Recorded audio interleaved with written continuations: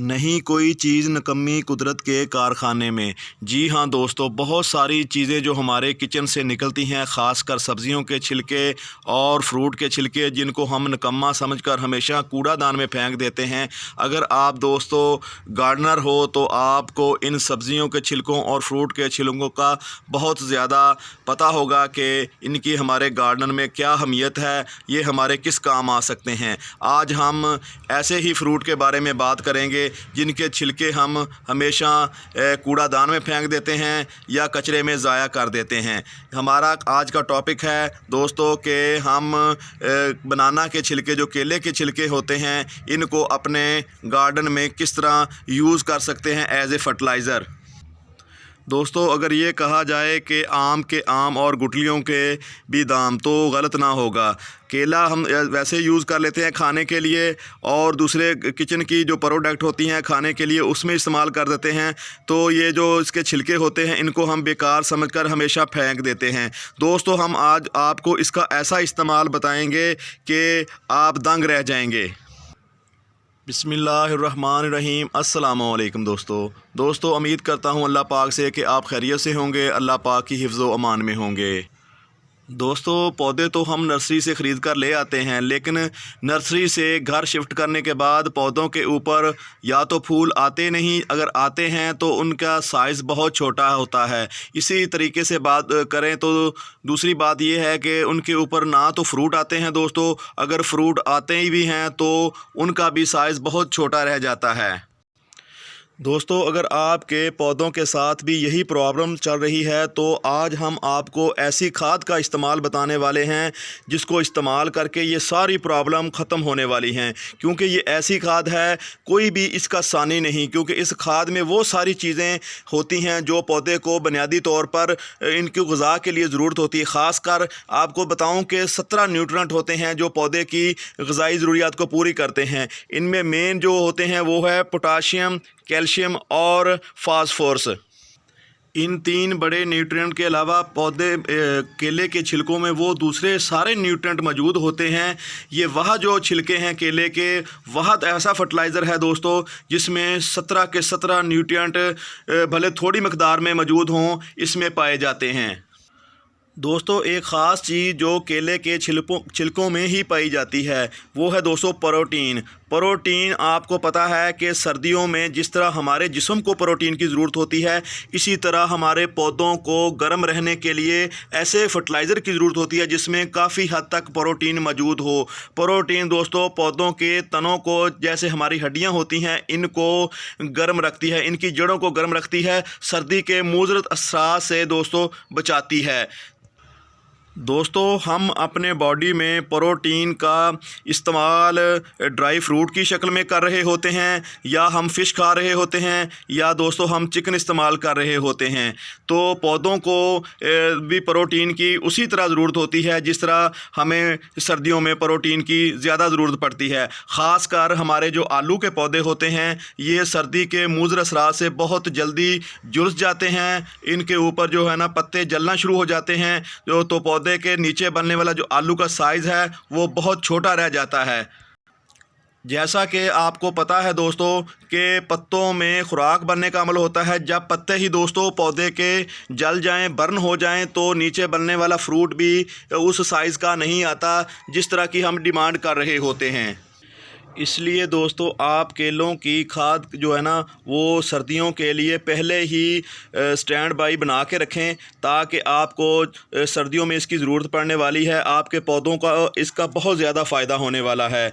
अगर आप इस स्टेज पे आप खाद को दोगे, आप इसको डीकम्पोज़ करोगे, तो वो इतनी जल्दी डीकम्पोज़ होने वाली नहीं है।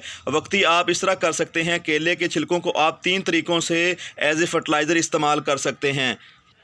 पहले तरीके में दोस्तों केले के छिलकों को काट कर 3 दिन के लिए पानी में भिगो दिया जाता है। 3 दिन के बाद दोस्तों खाद जो है वो बनकर लिक्विड शक्ल में तैयार हो जाती है।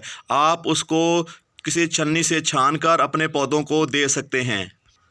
दूसरा तरीका दोस्तों ये है कि आप केले के छिलकों को धूप में सुखा लें। धूप में सुखाने के बाद अच्छी तरह जब वो सूख जाएं तो आप उनको किसी मिक्सी में या किसी ग्राइंडर में पीस कर पाउडर फार्म में आप उसको तैयार कर सकते हो। अपनी ज़रूरत के मुताबिक जिस पौधे को आपने देना है पहले गोडी करें। गोडी करने के बाद दोस्तों आप उस पौधे को, उस तने को छोड़ के साइडों पे आप पौधे को इस खाद को दे सकते हो।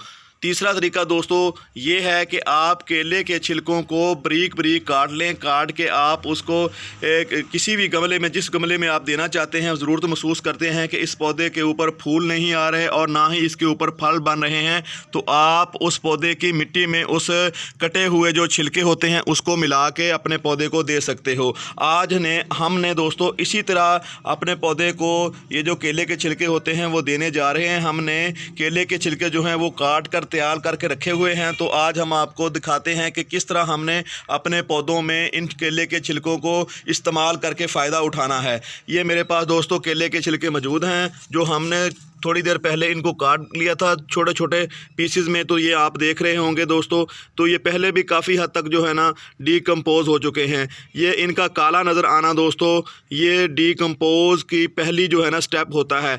जब ये काले होना शुरू हो जाएं तो समझ लें कि केले के छिलके अब गलना शुरू हो चुके हैं।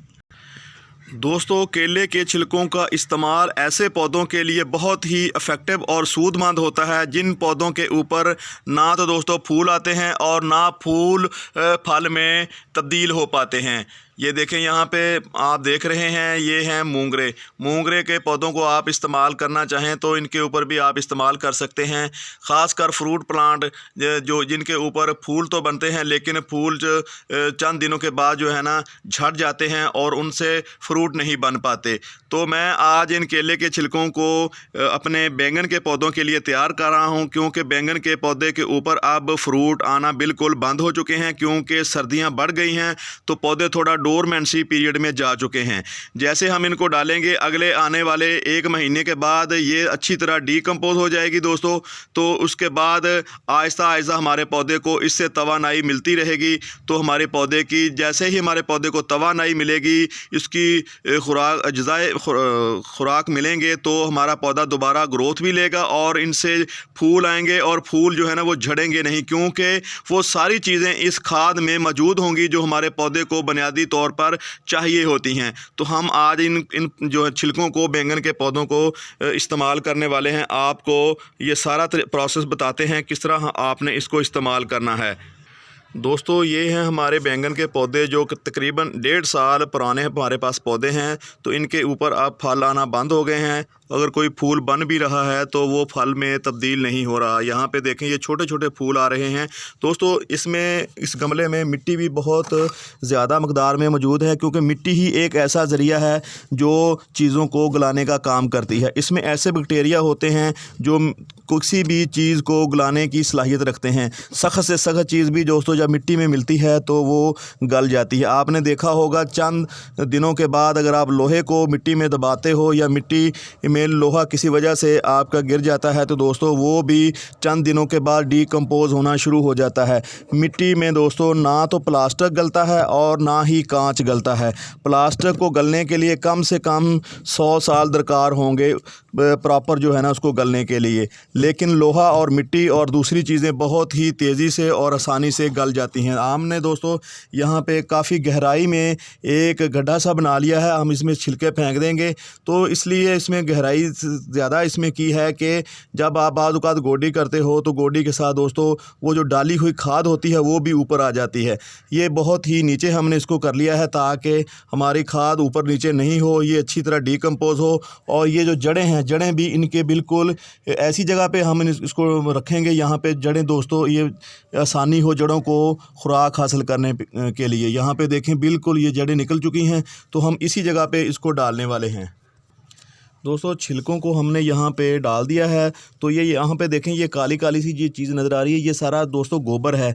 गोबर को भी हमने ऐसे ही, इसे भी ये बड़ा गमला था, तो आप भी के पास भी अगर बड़ा गमला है तो आपके पास कोई और डस्टबिन नहीं है जिसमें आप गोबर या दूसरी कंपोस्ट बना सकें, तो आप इस तरह के थोड़ा सा एरिया छोड़ दें। यहाँ पे आधा गमला जो खाली पड़ा हुआ है, इस साइड पे हमने पौधे लगाए हुए हैं, आप देख भी रहे होंगे।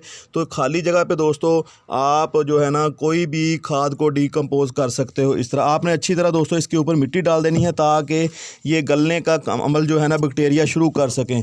दोस्तों आज की वीडियो आपको कैसी लगी तो आप हमें कमेंट सेक्शन में दोस्तों जाके बता सकते हैं। मिलते हैं दोस्तों किसी और वीडियो में, तब तक आपसे इजाज़त चाहते हैं। अल्लाह हाफिज़।